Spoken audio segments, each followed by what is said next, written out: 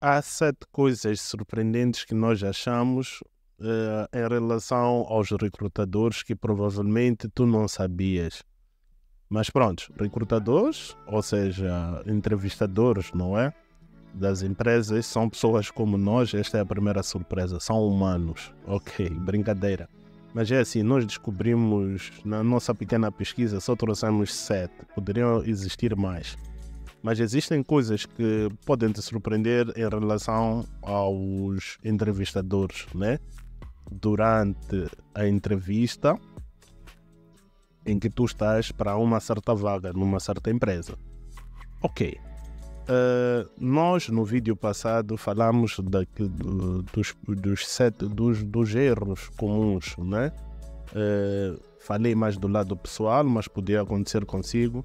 Nós vamos transformar este tipo de histórias, né? Pode ser em episódio. Aquele primeiro vídeo foi o part 1.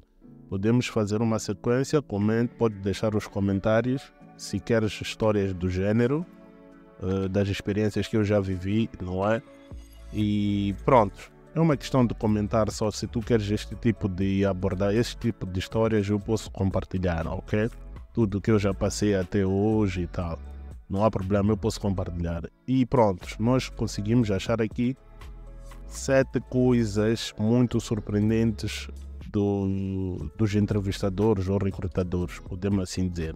Melhor assim, entrevistador, ok? Uma das primeiras coisas que nós percebemos na nossa pesquisa, que nós achamos, não é?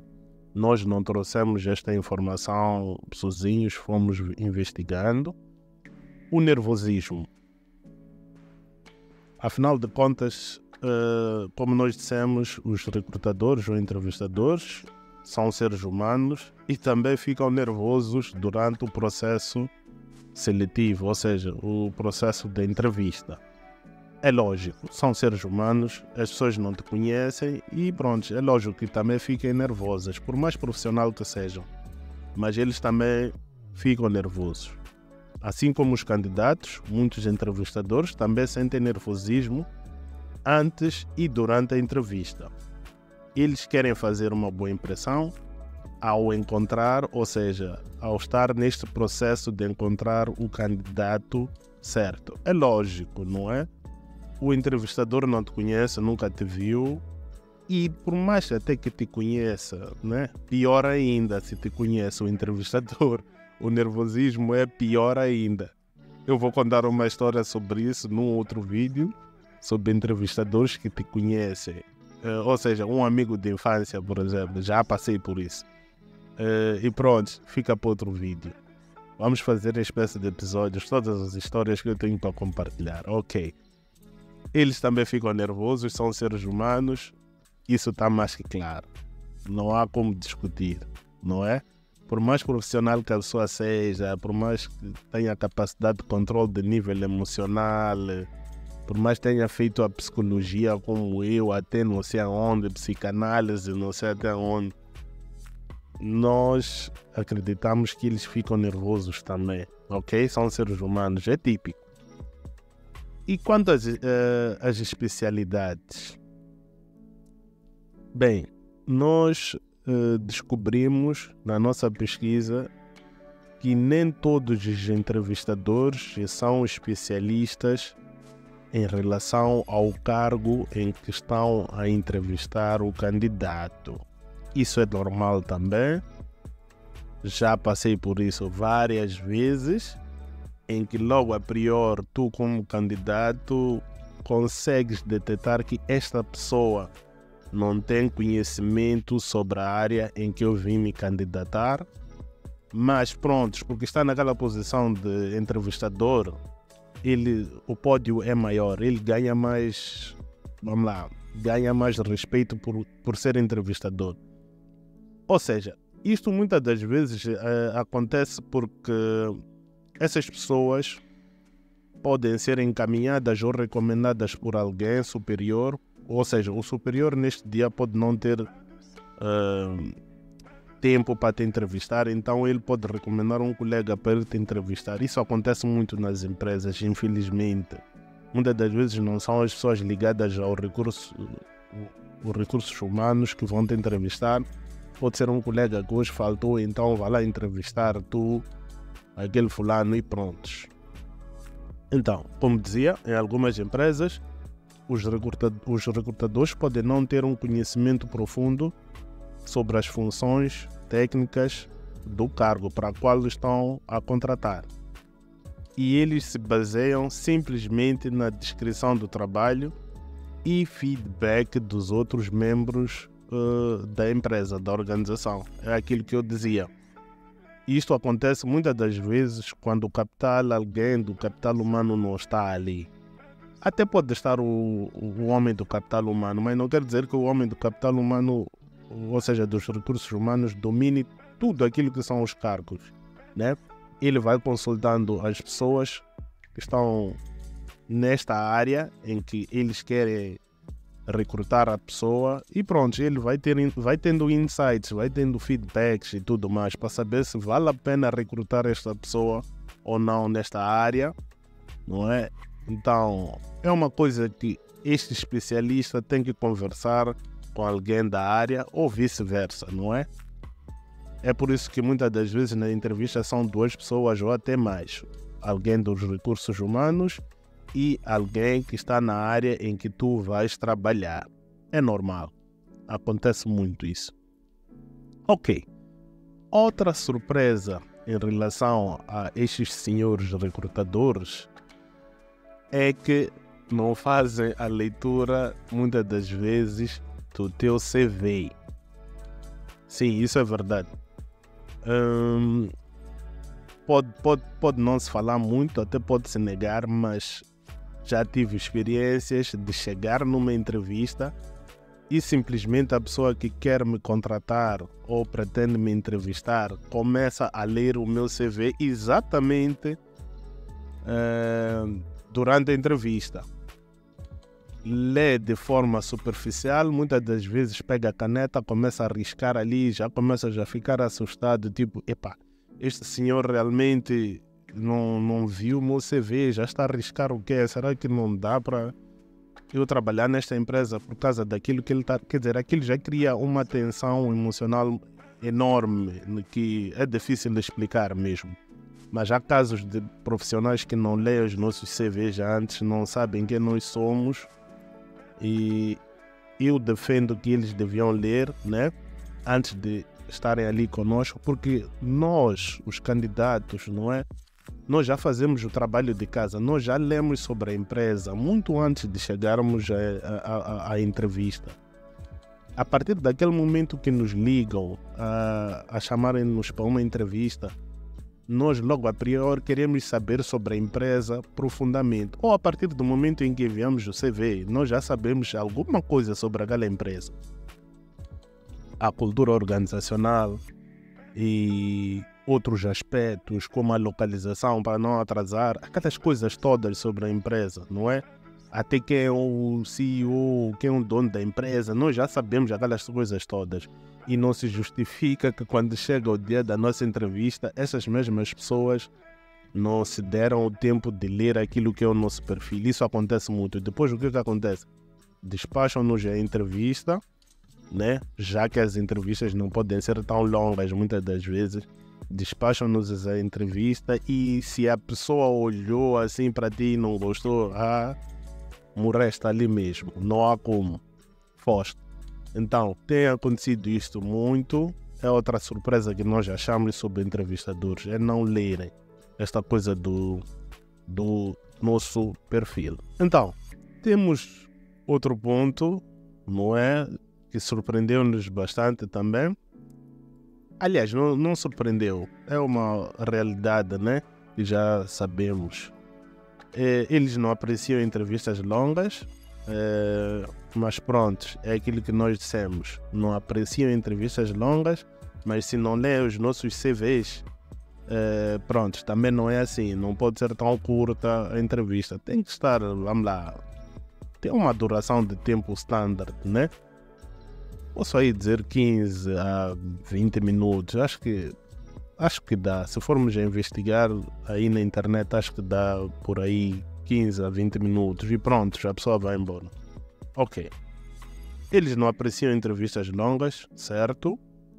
Essas entrevistas excessivamente longas podem ser tão desgastantes para os entrevistadores, lógico, assim como para os candidatos. Eles preferem processos eficientes e focados. É lógico. Isso nós já sabemos. Não ter entrevistas longas, eles não gostam. Até nós, os candidatos, também ficamos cansados, não é? E pronto, é isso. Eles também sofrem pressão. Lógico, sofrem pressão porque eles têm que recrutar imediatamente o candidato perfeito para a vaga. E imagina que tu, nesse dia, tenhas vários candidatos, né? E pronto, até amanhã tu tens que ter um candidato perfeito para a vaga. Então, esta é a pressão que eles sofrem, que muitos de nós talvez não sabia. Eles também sofrem pressão, porque eles têm que achar o candidato perfeito para a vaga. Perfeito entre aspas, mas o candidato que se adequa a 90% à vaga, não é? Então, eles sofrem pressão, assim como nós também sofremos alguma pressão. Porque eles também têm superiores e têm pessoas ou departamentos que precisam de pessoas para preencherem aquele vazio imediatamente. Isto de acordo com as necessidades da própria organização. Então eles também sofrem pressão, assim como um candidato. Perfeito? Então, esta é uma das coisas também que nós achamos surpreendentes. E as influências. Os recrutadores podem ser facilmente influenciados. Recorde-se, esses dados nós pesquisamos, nós até poderíamos colocar as fontes aqui, podemos colocar na descrição do vídeo, não há problema. Mas descobrimos que realmente eles são influenciados de forma muito fácil. Há aqui os entrevistadores que, como eu disse antes, só de olharem para ti, não gostarem da tua cara, ficaste, morreste, não há como. Isso é uma realidade. Existe esse tipo de entrevistadores. Isto é Moçambique, é a realidade. Muitos são profissionais, não tem nada a ver se você é bonito, é feio, é o quê. Mas como nós sabemos, até existem instituições que procuram um certo tipo de pessoa, mas não vamos estar aqui a mencionar essas coisas. Mas os entrevistadores também sofrem esta influência. Não sei como é que deve ser até para a ala feminina, não é? Mas eles sofrem. E pronto, isto gera aquela coisa de preferência em relação a certos candidatos. Principalmente as mulheres. Acredito que as mulheres é que sofrem mais este tipo de situação. Ou seja, os homens até sofrem porque prontos, vejamos só. Se temos uma mulher e um homem a concorrerem para a mesma vaga, apenas 2 candidatos, mas para a mesma vaga, e a apresentação da mulher pode ser mais, vamos lá, profissional, até do homem pode ser profissional, também não há problema. Mas ali há pessoas que olham para, por exemplo, a tua cara, vê que este é feio, este não sei o quê, então chumba, aquela moça é bonita, veste-se bem e tudo mais, a trabalhar conosco. Não queremos pessoas que assustam aqui. Mas depois descobrem que quem é mais profissional é aquele jovem feio. Não sei se percebes. Mas existe uma coisa de influência aqui, mesmo aquela coisa de CVs com fotografias. É por isso que eu sempre digo, não recomendo muito, mas prontos. Se a empresa te pede, não sei, mas eu acho que é melhor não colocar foto, porque há pessoas que olham para a tua foto e dizem, mas este quer trabalhar aqui mesmo. Não sei se estamos vou usar linguagem mais informal, né? É assim como funciona. Eles também sofrem esse tipo de influência, são humanos também como nós, não é? E tem outros tipos de influência, pode ser o nome, o apelido. Não só essa coisa de olhar para a pessoa, o nome, o apelido, essas coisas todas. Se é uma pessoa que eu conheço e de repente está aqui, este tipo de coisas são todos os tipos de influências que os entrevistadores podem sofrer. É por isso que eles têm que ser muito imparciais, assim como os juízes, né? Não pode ter um lado, vamos lá, bom ou mau, ou se eu conheço esse lado. Tem que ser totalmente imparcial. Não há como. Espero que os entrevistadores, alguns entrevistadores estejam a ver este vídeo, devem estar também a refletir sobre isto. Mas pronto, é a realidade, acontece. Há várias histórias que eu podia compartilhar, mas não neste vídeo, ok? E pronto. Por fim, temos um detalhe muito interessante. Que até podes pensar, mas ok, eles não gostam de entrevistas longas, mas gostam de histórias. Lógico, se a tua história for breve, né? Eles vão adorar, eles gostam de história. Mas que tipo de histórias? Histórias de superação, de conflitos laborais, histórias de liderança, como é que tu lidaste com certas situações, principalmente para posições de chefia, né? E como é que tu lidas com uma equipe de trabalho e tudo mais. Então os entrevistadores apreciam esses tipos de histórias, né? E lógico, com exemplos concretos, né? Para ilustrar aquilo que são as suas habilidades e experiência. E pronto. Há quem diga que isto torna a entrevista mais interessante e memorável. Memorável porque imagina que tu tenhas uma história vamos lá, de superação que motivou até os próprios entrevistadores, aquela história, uau, aconteceu isso mesmo, mas cuidado com as histórias, não podes mentir, porque nas referências podem contactar os teus empregadores antigos, saber se isso aconteceu ou não, né? Então pronto, eles gostam disto, é memorável porque se tu realmente fizeste algo uau, algo benéfico, então eles sempre vão te recordar assim quando tu fizeres parte da equipe desta mesma empresa, ok? Então, não há como não inspirar essas pessoas se tu tens uma história bem contada, né? Mas verdadeira acima de tudo. Inventar não seria o ideal, porque vão te descobrir quando estiveres a trabalhar nessa mesma empresa, ok? Esta foi mais uma dica que eu queria trazer pessoalmente em nome da Quero Jubar. Então, muito obrigado se chegou até esta fase do vídeo. Nós só queremos ajudar com aquilo que nós temos. Nós não somos tão profissionais, não somos conhecedores da matéria na totalidade, mas só queremos ajudar o próximo. Há muita gente com dificuldades para perceber como é que o sistema funciona. Não estou a dizer que também conheça o sistema na totalidade, mas conheço algumas coisas. Não é? Então, esta foi a nossa contribuição. Muito obrigado pela sua atenção. Vemo-nos no próximo vídeo. Se queres mais episódios desta natureza, compartilha aí. Nós vamos fazer em espécie de episódios, ok? Até a próxima. Muito obrigado pela atenção mesmo. Aquele abraço. Fui.